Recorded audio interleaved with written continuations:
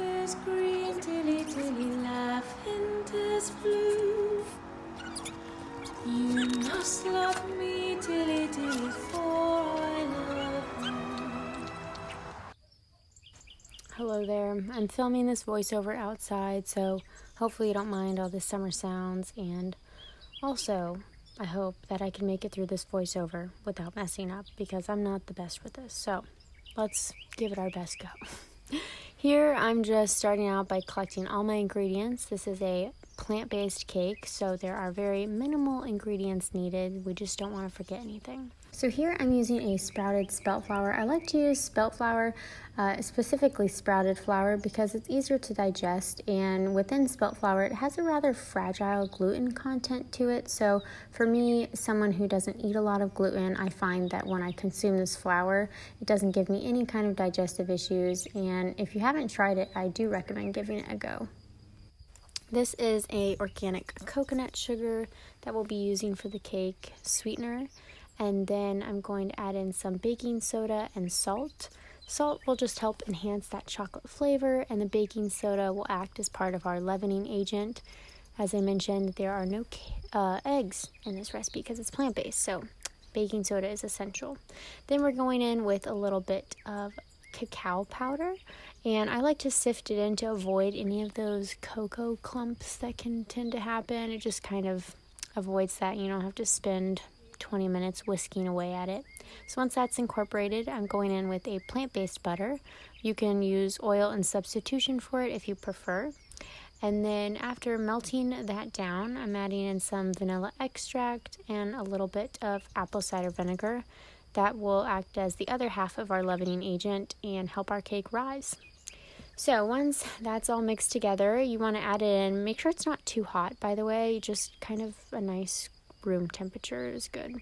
Then we can add in our water, which also should be room temp, and blend those together. I don't use a hand mixer for this cake, never really have. I find that just stirring it works well. It has a great rise to it, so don't worry. Now I'm just going to kind of triple insurance that my cake comes out really nicely. So by that, I'm just using a little bit of a nonstick agent with a slight bit of parchment paper and a small dusting of that flour. And this will just ensure that when your cake is fully cooked and cooled, it will fall right out of that pan, won't give you any trouble with sticking to the sides. Because I was making this cake for a couple of the July birthdays in my family, my mom and one of my older brothers, I just want to make sure that it came out just perfect. And also for your viewing, I wanted to make sure it looked nice for the video. But after putting that in the oven at 350 degrees, I decided that I was going to go outside. My mom has planted so many beautiful flowers, and this time of year they're in full bloom. So I was just going to collect a few flowers from the yard. Not trying to take too many to rob the garden of its beauty, but just a little detail, a little natural decoration on the cake can really make it feel so special and really matches the season.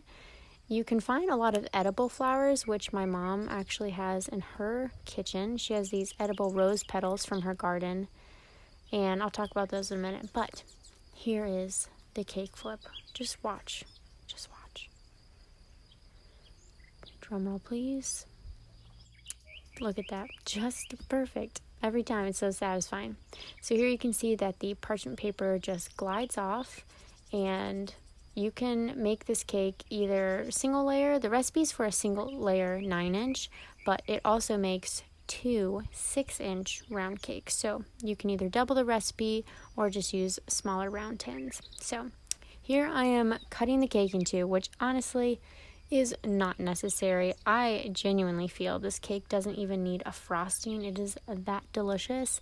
But I had made an abundance of my homemade chocolate frosting, and we have a few, myself included, chocolate lovers coming for the birthday dinner. So I decided that I was going to add another layer of frosting in the middle of my cakes.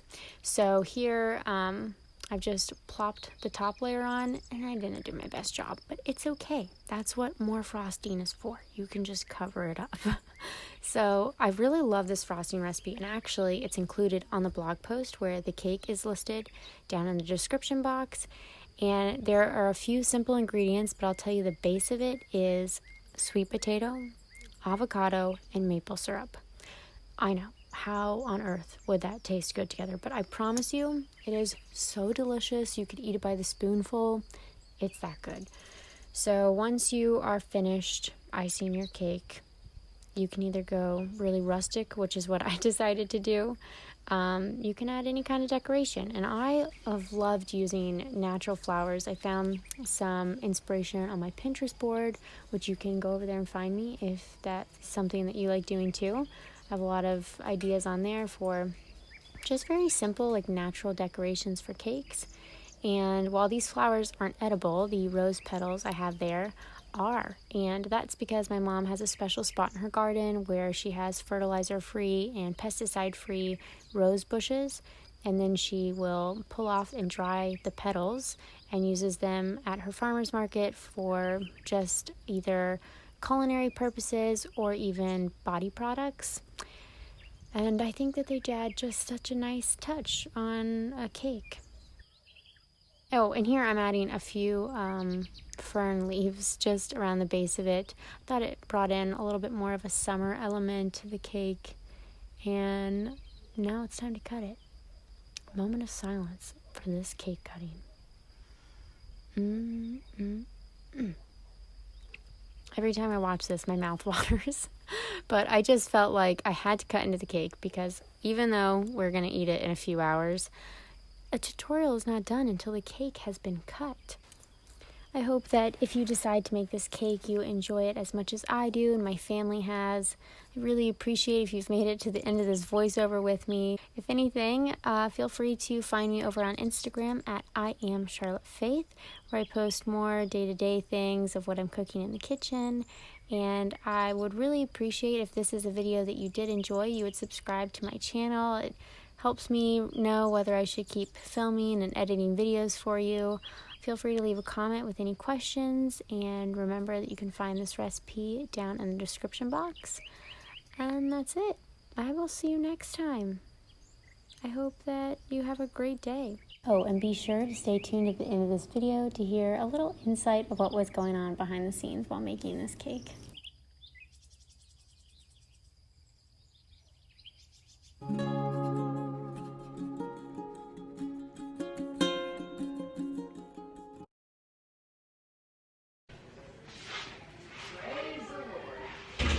Praise the Lord.